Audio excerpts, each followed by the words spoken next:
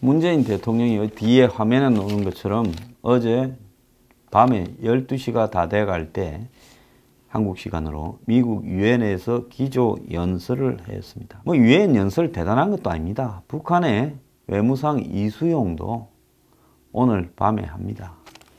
자, 이 문 대통령은 이 연설에서 제재는 4번 이야기하고 평화는 32번을 이야기를 했습니다. 북한에 대한 압박보다도 대화의 무게를 둔 유엔 대비를 했다. 이렇게 해석되고 있는데요. 나에게 평화는 삶의 소명이자 역사적 책무라고 이야기를 하고 대북 해법에서 트럼프와 차이를 이렇게 보였습니다. 유엔 정신을 말하며 다자 대화를 강조했고요.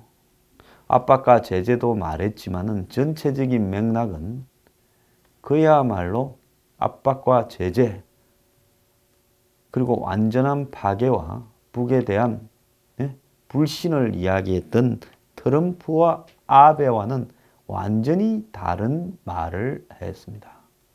계속 도발을 자행하는 북한과는 대화가 지금은 할 수 없다라고 이야기한 아베와도 멀리 떨어진 이야기를 했습니다. 자, 아베는 유엔 연설에서 북한이라는 나라의 대화는 상대를 속이고 시간을 버는 최고의 수단에 불과하다. 이렇게 말을 했습니다. 트럼프는 북한을 완전히 파괴해야 되고 국제사회가 김정은을 고립시켜야 된다. 북한은 불량 정권이다라고도 말을 했습니다. 결국 문재인 대통령의 어제 유엔 연설은 제가 우려한 것처럼 미국과 일본의 입장과는 동맹과는 동떨어진 발언을 했다라고 할 수 있고요. 트럼프하고 아베도 세게 말했는데 문 대통령까지 편성해서 세게 말하는 것은 필요 이상으로 북한을 자극할까 하는 판단에서 그랬다. 웃기는 소리하고 자빠졌습니다. 자,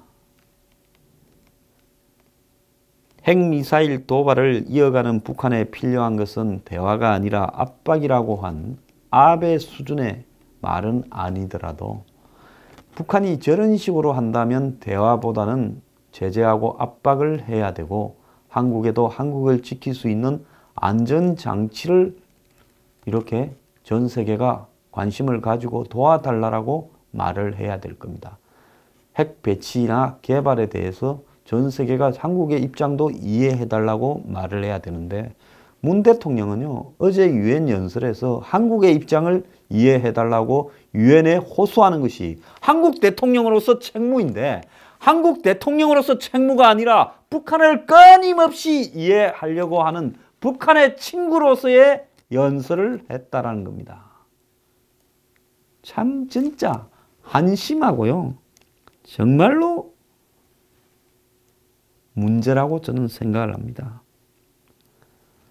자, 미국과 일본의 대통령의 강경론이 영내 긴장감을 끌어올려서 북한이 이에 반발해 우발적인 도발을 일으킬 수 있다는 우려 섞인 관측이 제기되어서 문 대통령이 일부러 유화적으로 했다. 개 풀 뜯어먹고 있는 소리를 한국 언론들이 하고 있습니다. 무슨 북한의 김정은은 이것보다 더 심한 포를 뜨겠다, 불바다를 만들겠다 소리를 입만 열면 하고 있는데 지금 서로 말로 하는 걸 가지고 북한이 자극을 받아요? 북한은요 하도 심한 욕설과 협박이라는 것은 일상적으로 해왔기 때문에 남이 뭐라 그래도 자극도 안 받는 나라입니다. 자, 이런 대통령의 입장에 대해서요 지금 언론들이 이상한 보도를 하고 있습니다. 외국 언론들이요. 뉴욕 타임스가요 지금은 했습니다. 근데 이 보도를 나갈 때는 아직 하지 않았던 시점인데요. 한미일 정상회담을 앞두고 문재인 대통령이 트럼프하고 아베로부터 이상한 사람, 영어로 오드맨이라 그러죠. 이 오드맨 취급을 당할 가능성이 크다면서 보도를 했습니다. 뉴욕타임스요. 트럼프의 지극히 비판적이고 진보적인 척하는 미국의 언론이 이런 보도를 했습니다. 뭐 미국의 월스트리트 저널이 그렇게 이야기를 했거나 폭스뉴스가 그렇게 말을 했다면 거구적인 그거는 뭐 그렇다 치더라도 미국에 봤을 때는 좌파 매체인 뉴욕타임스가 이렇게 말을 했습니다. 한미일 정상회담에서 문 대통령의 입지가 매우 좁을 것이다. 그래서 문 대통령은 대선 당시 북한에 대한 대화론을 주장한 데 이어 취임한 이후에도 줄곧 대화를 이렇게 추진해왔고 북한은 대화를 갖다가 거부하고 오히려 미사일과 핵도발을 더해서 문재인 대통령의 입장이 곤란해졌다.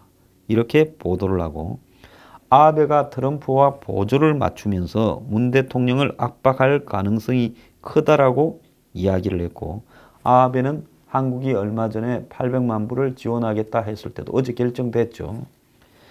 시기가 좋지 않다고 반대를 말했다면서 북한의 연이은 도발에 문 대통령이 제재 압박을 말하면서 미일의 입장에 조금 옮기니까 이번에는 문 대통령 지지자들이 반발하고 있다.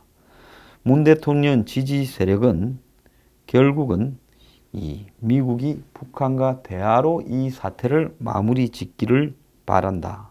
이런 이야기를 했고 결국 한국 대통령이 혼자 왕따가 되었다라고 이야기를 했습니다. 자, 유엔 총회의 연설을 보면 이 세 나라 정상에 문 대통령만 대화에 중점을 두었습니다.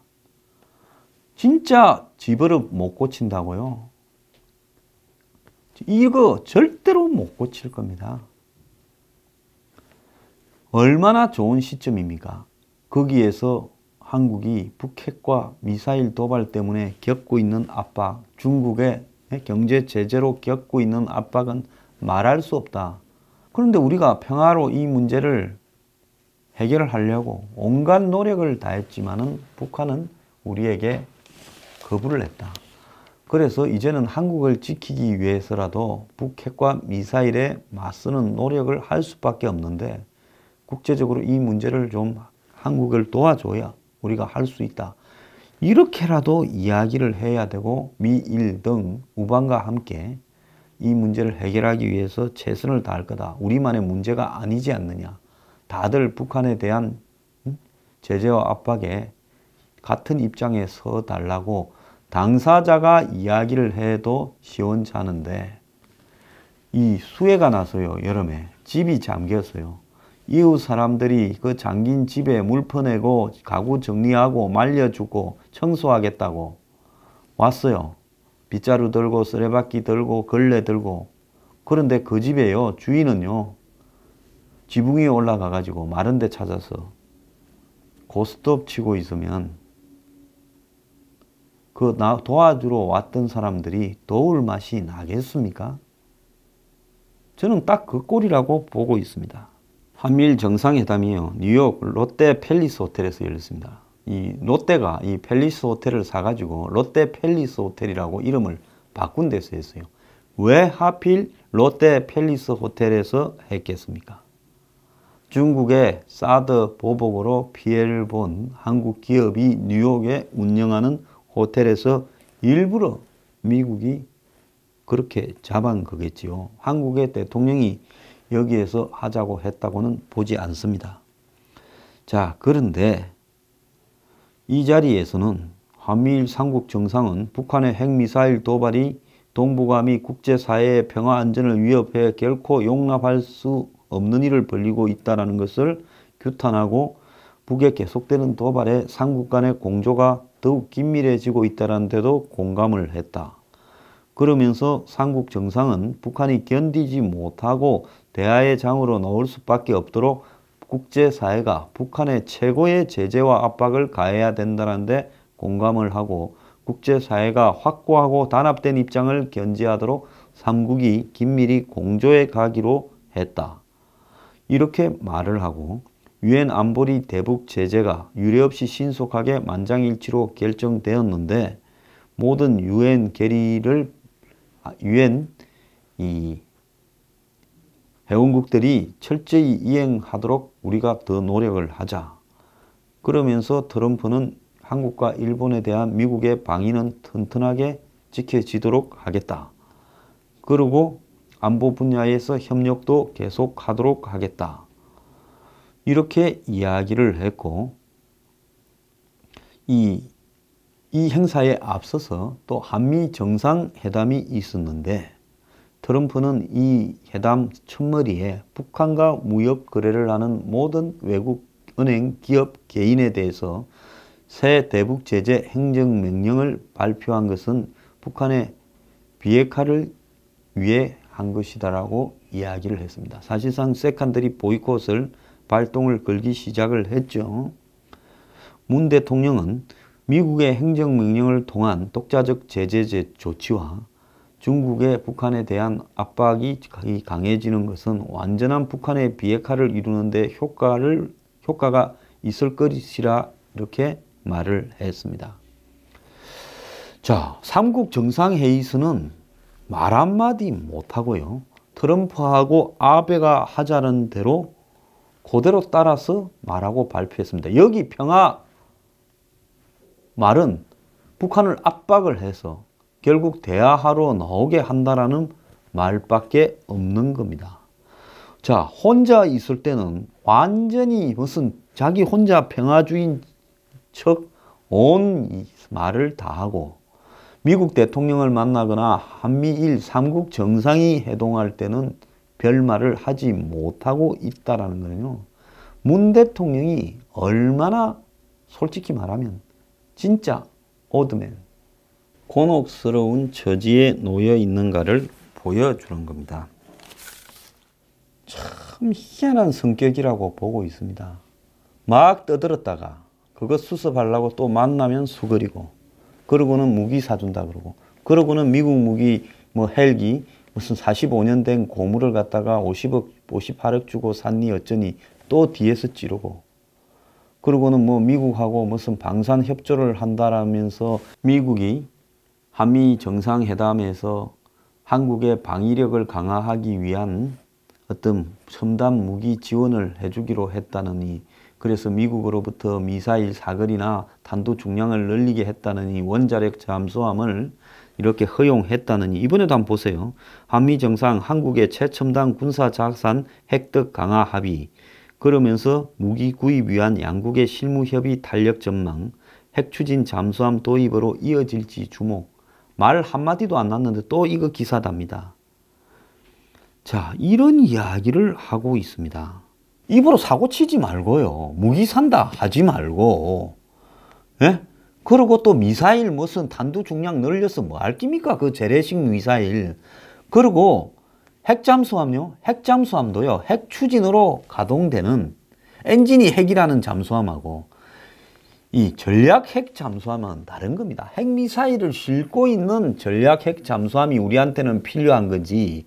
뭐 디젤 엔진으로 달리나 무슨 핵 엔진으로 달리나 무슨 3,000톤짜리를 4,000톤 핵 추진 엔진으로 달리는 거나 의미 없다라는 거예요. 자꾸 이런 걸 가지고요. 마치 한국의 방위력을 강화시키고 자주국방을 한다. 지금은 자주국방을 하는 게 아니라 한국과 미국과 일본이 이 한마디로 존 디펜서, 지역 방어로 동맹의 개념에 의한 지역 방어를 해야지. 자주국방으로 그깟 놈의 핵추진 잠수함 100대가 와도 그깟 놈의 예? 미사일 사거리 탄두 중량 재래식 아무리 높이고 강화해봤자 이길 방법이 없다라는 겁니다. 그리고요 KAMD 킬체인요 이딴 정신 상태로 만들 수도 없겠지만은 아무리 노력해봤자 자주국방 안 되고 한마디로 참수개혁 아무리 짜봤자 김정일이 목 못답니다. 좀 국민 사기극을 자주국방이라고 버리지 말고요. 존 디펜스를 하는데 사고나 치지 말고 충실하게 원오버 댐으로 그들에게 좀 맞춰주기 바랍니다. 이게 남일이에요.